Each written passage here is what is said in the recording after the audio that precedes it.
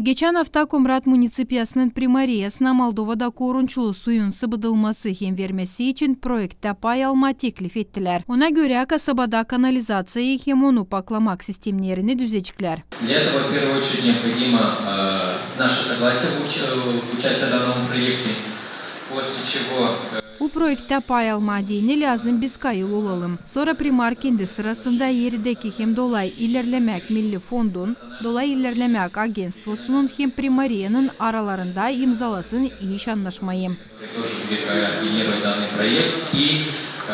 Примария муниципий Комрат, который непосредственно является бенефициаром, так скажем, данного проекта.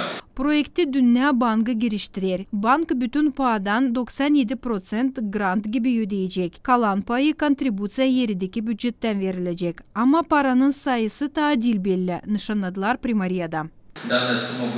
Paranın sayısı belli olacak o zaman için dolay hem yerideki ilerlemek Milli Bakanı smetayla projekti hazırlayacaklar. Ki bu projekt aslıya çıksın diyeni kuruldu mahsus takım hangisi hazırlar hepsi lazımlı dokumentleri, ekspertleri arar. Bunu GRT kanalın Koridoru Vlasti programmasında Gagauzya'nın dolay ilerlemek agentstvosunun başı Tatyana Doncheva haberledi.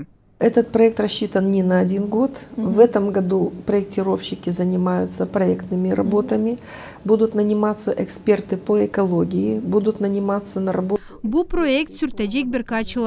Bu yıl projekti hazırlayırlar. Ekspertleri ekologiya uğrunda su vermek hem kanalizasya uğrunda işe alacaklar. Hep öyle kurumları angları infrastrukturuyla işleyecekler. Bugün kanalizasyaya hem onun paklamak sistemlerine düzücülük işler yardım etmeyecekler. Lazım yeniden yapma. По строительству новых очистных сооружений, потому что сегодня ремонтировать уже нечего.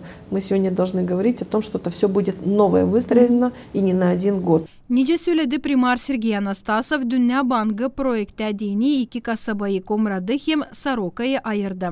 Bu yıl çekecekler finanslama projektin ilk adımlarını. Onuşta lazım hazır olalım. Projektin bütün payı 8 milyon euro. Bizde Gagauzya'da çalışan kanon var. Kontribüsiyaları Bakanlık Komiteti hem Gagauzya halk topluşu verirler. Komrat'ta kaçıncı yıl sıra vardır kaldırırlar kanalizasyayla hem onun sistemlerinden bağlı problemayı. Onların yoksuzluğu zehirlerler naturaya. Kasaba kuvvetleri daima nişanlarlar. Hani onları yapma dini lazım pek çok para. Marina Topal, Maria Statova, Grigoriy Stavilov, Alexey Gerchuk, GRT Haberler.